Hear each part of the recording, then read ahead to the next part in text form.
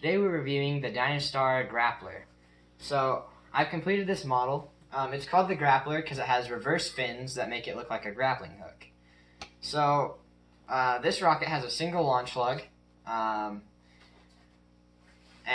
as well as the single launch lug, it has the three fins, which are shaped reversed, so they're like that. So some modifications we've made to this kit is initially it came with a engine hook, and we've replaced that with a engine retainer so that we could launch our reloadable motor in the rocket, which we have an E reloadable motor, which this rocket launches on D's, E's, and even an F. We recommend an E because a D sometimes might not give you enough altitude to deploy the parachute.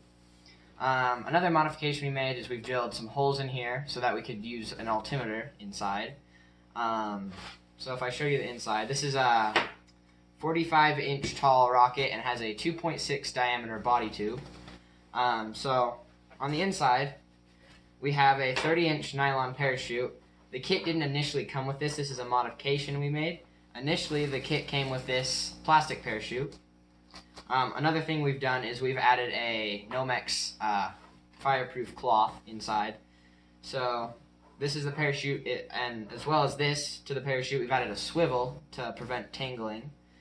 So this rocket, I definitely think it's a good rocket, and I would recommend it. It was fun building, but if you're gonna do these, one of the modifications, the engine mount, I recommend not attaching the engine hook at all. For when we did, it ended up we had to use a Dremel tool to get it out, and it took quite a while to get it out.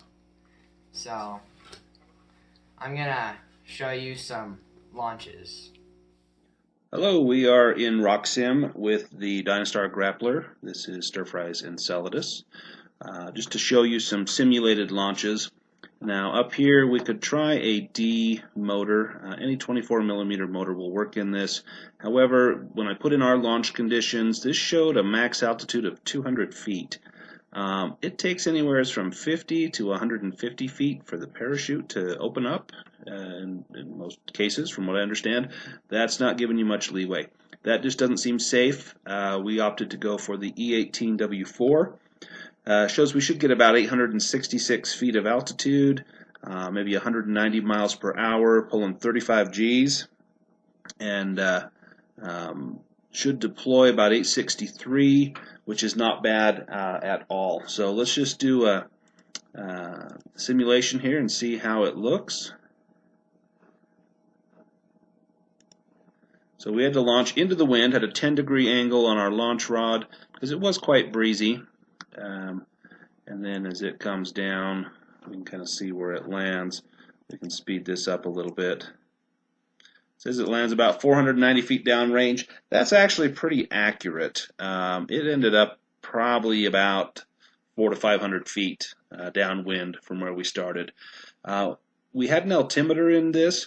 It didn't show the expected altitude up here of 840 some odd feet. We ended up getting like 596, but I don't know exactly how accurate the reading was on the altimeter, because it also said our maximum speed was 25 miles per hour, which this should be like 190. There's no way it was going 25 miles per hour. So take it for what it's worth. But anyway, I'll show you the graph from the altimeter. But if you're going to launch the Grappler, we would recommend an E or an F motor, just so you have a safe distance to deploy that parachute. So this on an E18 motor. First launch. 5, 4, 3, 2, 1.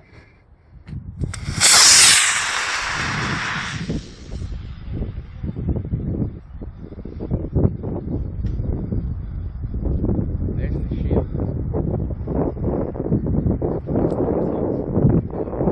Isn't that worth $20?